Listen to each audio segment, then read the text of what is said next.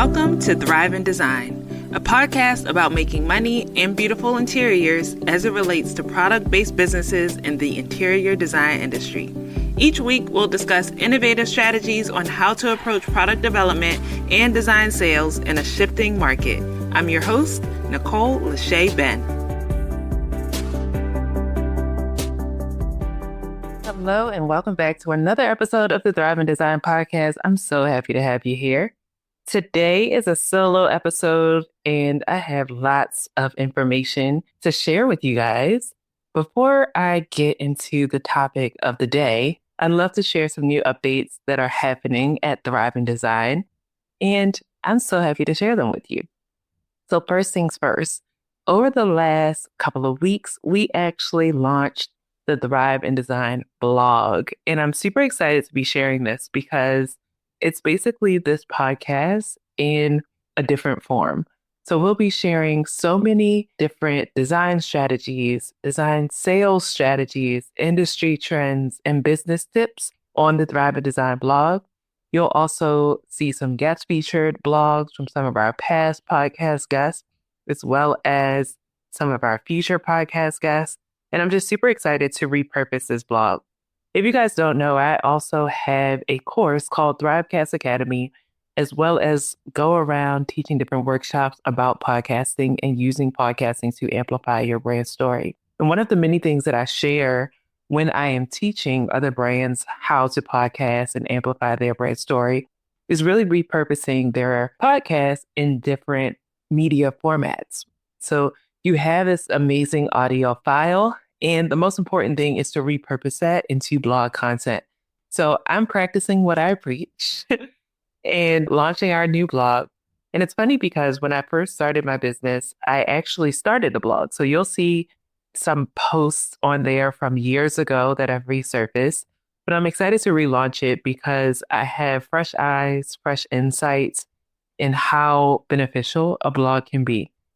When blogs first came out, probably decades ago, people thought of it as like, oh, I'm going to be a blogger and share updates about my life and all the things. But a blog is far from that. It's a huge business tool, especially when it comes to SEO, aka search engine optimization.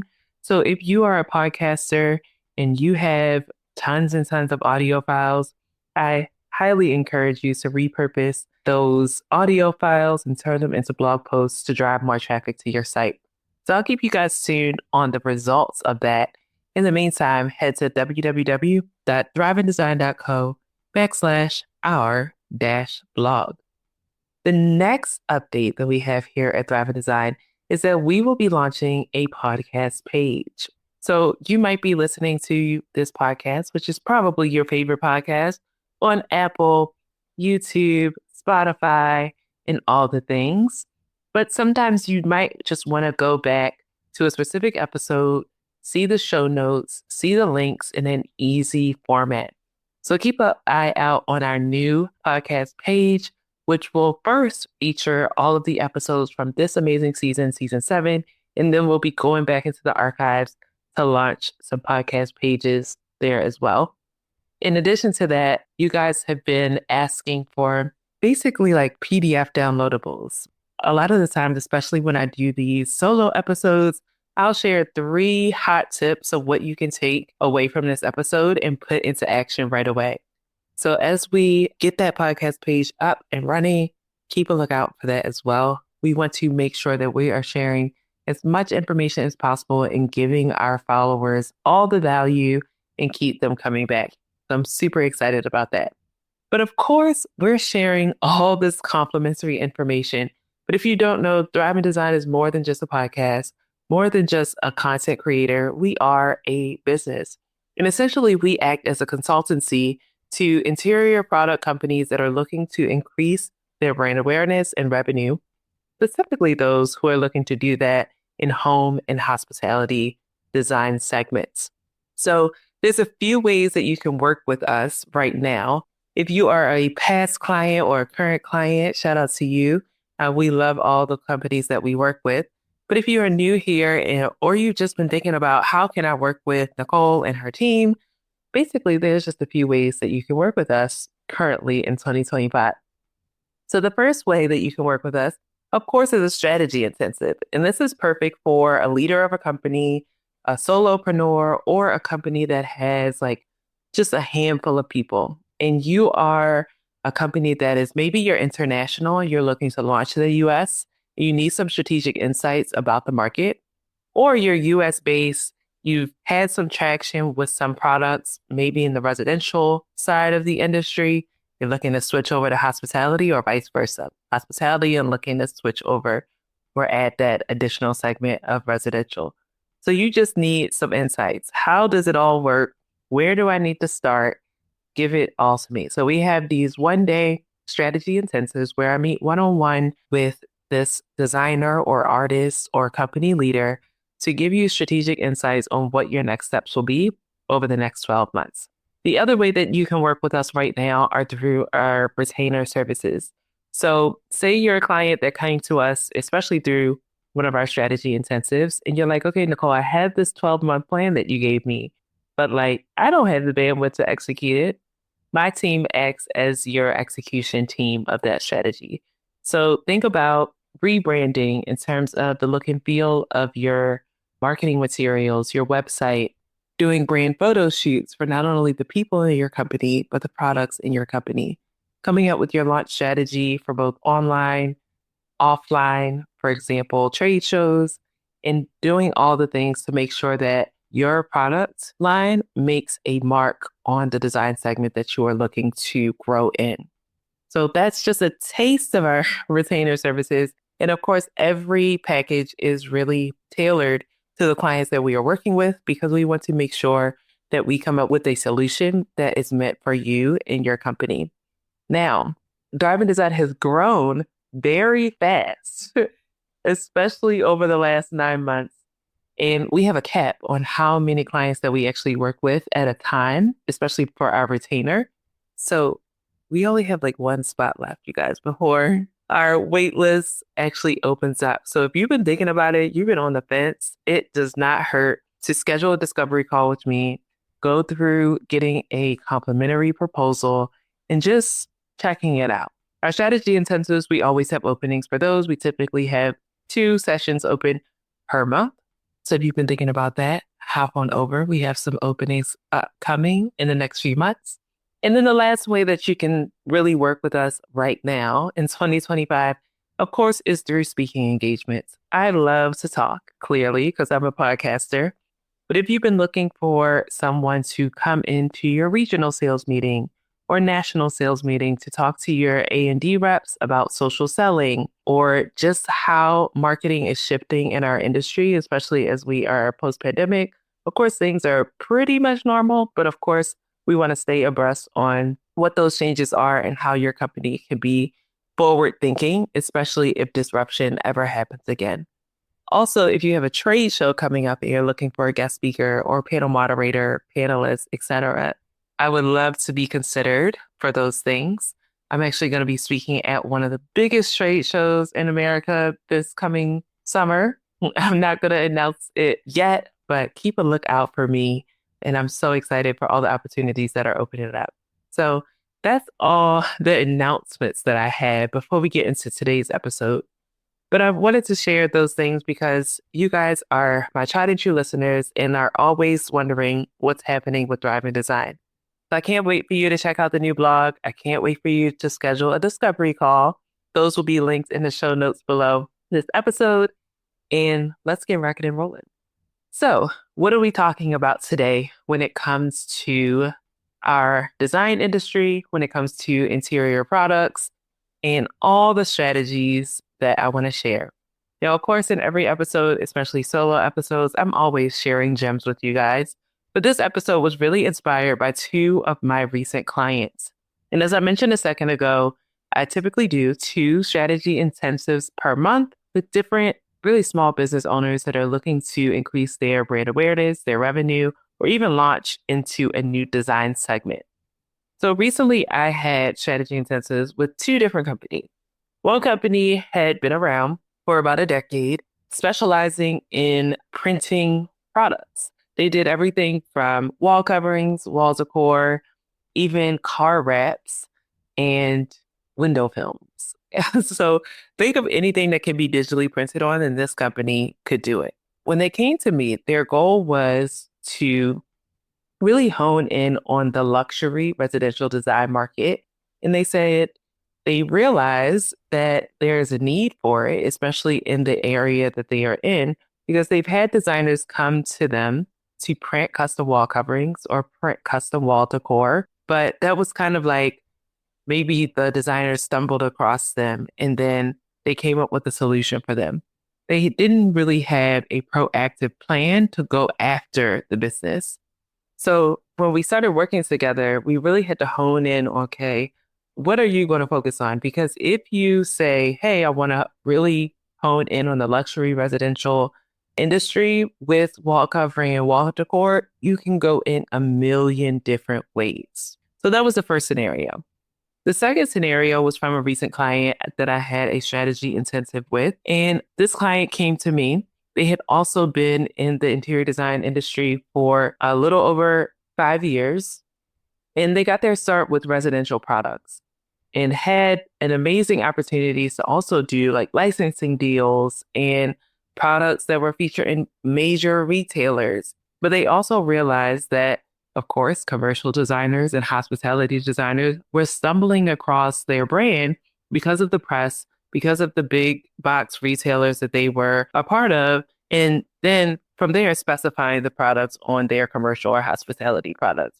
So again, this entrepreneur, this business owner identified that there was a need because there were people requesting the products for specific projects in hospitality and commercial, but they didn't necessarily have a strategy on how they were going to go after the sales. It's one thing for things to come in organically here and there, and there's ways to amplify organic inbound leads. But it's another thing to have a strategy on how you're going to go after the business, coupled with how you're actually going to amplify the organic inbound leads. So when I talk about strategy, especially when it comes to products in the interior design industry, it's really a mix of those two things. How are you going to create a strategy for your product line to go after the business in hospitality design segment and or the home design segment? And how are you going to couple that with amplifying the things that are already working, especially when it comes to organic? Okay. So, of course, as I always tell you guys, I could probably go on for hours and hours and hours, which is what I do in my one-on-one strategy intensives or when you work with me in my retainer services. But today, for the sake of this podcast, I'm just going to give you guys like 3 things that you need to be thinking about when you are maybe in one of the 2 scenarios that I just explained. I'm thrilled to be a brand ambassador for Hero Flooring. Hero Flooring was founded in 2014 with a clear focus on creating the ultimate client experience. Hero Flooring is a national brand of high-performance floor coverings, which includes carpet tile, Hero rubber and Nike grind tiles, LVT, engineered wood, and turf. For more information about Hero Flooring, head to heroflooring.com and tell them Nicole from Thrive in Design sent you. Now, let's get back into this insightful episode. So again, when people come to me, they're typically like, hey, Nicole, I want to expand my product offerings and get into the hospitality industry. Where do I start? Or, hey, Nicole, I want to expand my product offerings and get into the home industry. Where do I start? There's lots of different starting points, but today I'm only going to give you guys 3 points. The first thing that I want you all to think about is your product, right? Of course, that's the bread and butter of what's going to attract your ideal audience and is going to get specified. The first thing I want you to think about is your product. So let's go into this scenario. If you are a brand that has been in residential or home design segment and you're looking to go into hospitality, you have to think about, are my products even suitable for the hospitality environment? Are they durable enough? Do they pass code, especially in California? You just have to think about the manufacturing process and is it actually suitable for the environment? Is it bleach cleanable? Is it durable in all the things? So when you start thinking about that, you might have to go back to the drawing board to think about where you're sourcing different things to actually manufacture your product, in addition to actually manufacturing it. The other thing about your product is that you have to think about how are you staying on top of trends? A lot of the times, especially when it comes to hospitality design, a lot of the bigger brands, they're actually coming up with collections on a regular basis and they are staying on top of trends. So if you're a small business owner and you're like, hey, I want to succeed in the hospitality industry, another thing that you have to think about is how am I going to plan my product launches? And when you're planning your product launches, that can entail staying on top of trends. So, trends in our industry, a lot of the times, are driven by reports that are generated by companies like Color Marketing Group. My good friend Stacey Garcia, she also comes out with a trend report inspired by the Color Marketing Group's report every year. And all of that information is not only predictions of the future or things that people are just coming up with, but they're doing deep dive research around current events, the fashion industry, etc., and all the things that are influencing society as a whole, and sometimes even by, different societies, so that you are aware of what trends and what colors are going to be the future of really product design. And those things and that information is going to influence people and consumerism and what they are going to be attracted to. So when I say trends, I'm not saying like, how bell bottoms are like back in style, but really like how are you honing into research and data driven insights to create a collection that's one, going to sell, and then two, be attractive to the clientele that you are looking to specify your product. When you do that, all of this is then taken into your launch strategy when it comes to creating new collections. If you want to keep up with some of the bigger brands, they are typically doing a new collection, every season, similar to how the fashion industry does it. But at minimum, if you're starting out, you want to make sure that you have a robust collection to start and are doing a robust collection once a year so that you stay relevant in the industry. So if you have one collection now or one pattern or one piece of wall decor or one table, that is great to start, but you have to make sure you take the time to really hone in and develop a collection that is fit for the segment, the design segment that you are going after, because that is where the money is going to come from. Because we can go down a rabbit hole of creating your strategy, figuring out how to amplify that organic inbound leads, or creating your strategy on how you're going to go after the business. But if you don't have products that are well designed, that are attractive to your market, and that are backed by data-driven insights, we don't have anything to amplify. So that's why I always start with my clients. Let's start there. Are they beautiful? Are they durable? Are they suitable for the segment that you are going after? And then we can go into creating that amazing product launch strategy for your new collection to hit the market. Okay. So that was point number one. Hone in on your products, audit your products and see and ask yourself, do I have the capacity to really go after developing products for the segment that I want to go after? Okay. The second thing that I want you all to think about if you're in these scenarios that we're talking about today is if you want to go after manufacturing or licensing agreements. So in our industry, whether it's hospitality segment or in residential segment, there's a couple of different ways that you can actually go to market with different products. And to boil it down to be super simple, if you're new here, you can really be a manufacturer or you can really just be a designer. And when you are a manufacturer, that's like the most robust way that you would go to market if you're looking to launch products, especially here in the US. Essentially, as a manufacturer, you might have an in-house design team that is designing your products, researching, developing, and designing all the products in-house. You also likely have a facility where you are manufacturing goods, whether you own the facility or you're using a partner's facility to actually manufacture goods.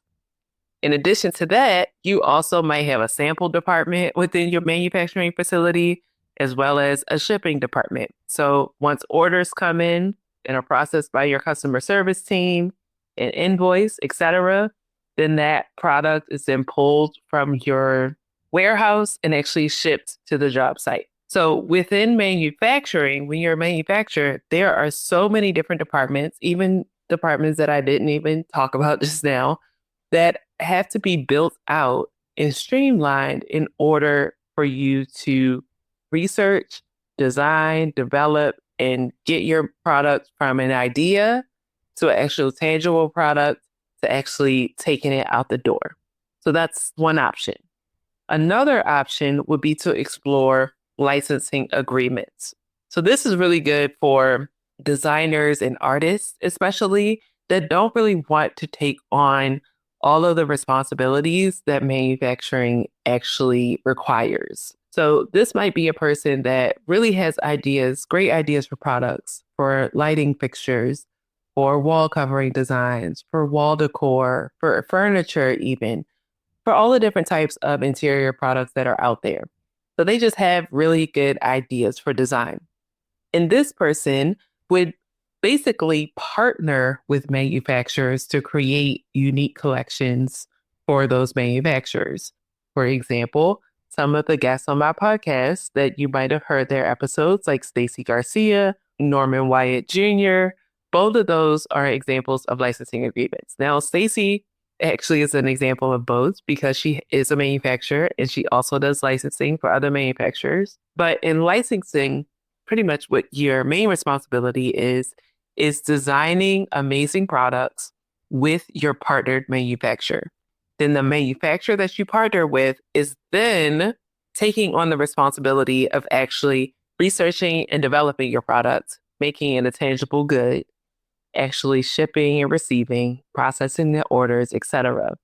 And then for you as an artist or designer, you would get a royalty check for all the sales that come out of that product launch and those product sales that are tied to your name and to your licensing agreement. So both have, pros and cons. Both are different, but those are some things to think about when you say, hey, do I want to explore amplifying my sales in the hospitality industry or the home design segment? Those pretty much are your options. Now, for one of the scenarios that I mentioned earlier for one of my clients, they were really good at manufacturing. So they had already had experience printing digital assets. So printing wall coverings, wall decor, etc. So for them, the best option actually was maybe to explore, like they could have manufactured their own goods, of course, but they could also have explored just being a partner to designers that are looking to launch their own collection. So they could have looked into basically being a manufacturer supplier for other designers that are looking to explore. So if that's the case, that is one other option for you as well. The last thing that I want to talk about when it comes to launching your products is the sales force that it requires, especially, well, for really hospitality and home, all the design segments for that matter.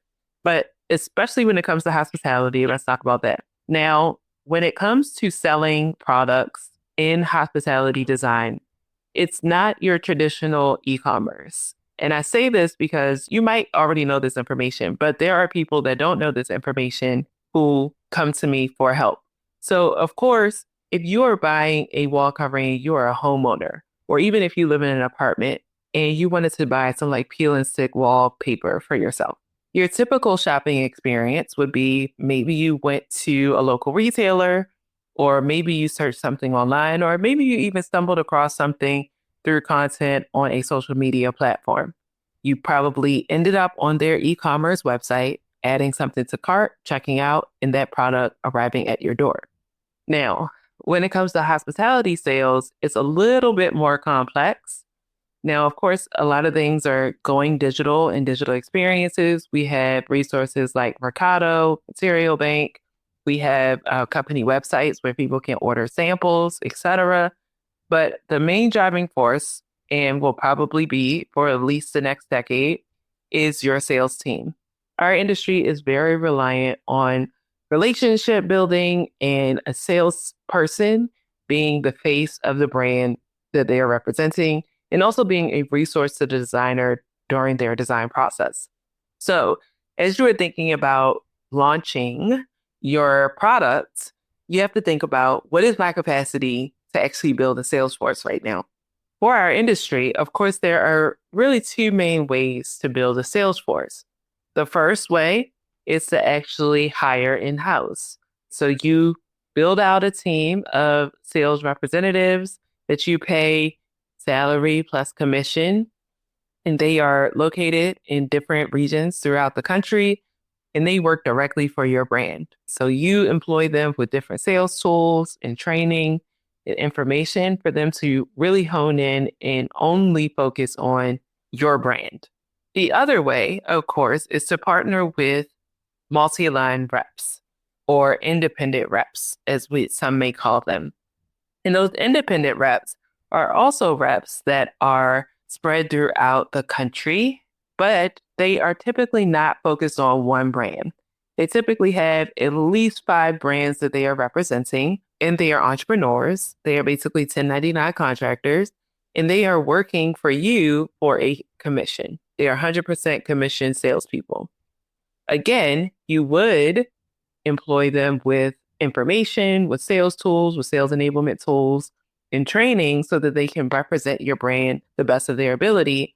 But the pro of this is that if you're a small business owner and you don't really have a lot of capital to be pouring into salaries, a multi-line rep is a good option, just to make sure that you vet them and interview them, make sure that they have connections in the industry and that they have laid the ground already for actually getting specifications for other brands so that you can have success as well. So those are the two really ways to build your sales force. So as you're launching your new product collections, not only are you thinking about the capacity that you have financially, resource-wise to actually build the sales force, but also what is going to be the best ROI and what is going to make the best sense strategically for you as you launch your company.